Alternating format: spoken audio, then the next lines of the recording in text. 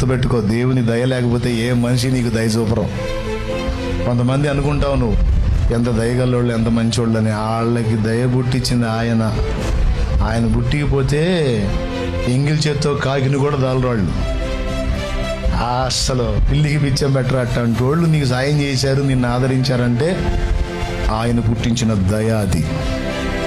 కాబట్టి ఇక్కడ టాప్లో దేవుడు ఉంటాడు.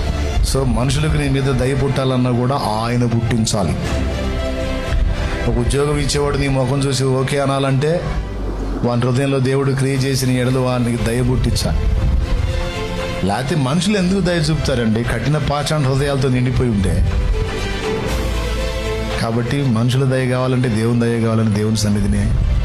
ఈరోజు ఎవరు ఏ శ్రమలో, శోధనలో, బాధలో ఉన్నా, ఏ విధమైన సహాయం నీకు అవసరమైన, ఏ మనుషులతో నీకు హెల్ప్ అవసరమైనా ఆ మనుషుల్ని కూడా నీ కోసం కదిలించి నీకు హెల్పర్స్గా మార్చేవాడు నా దేవుడు.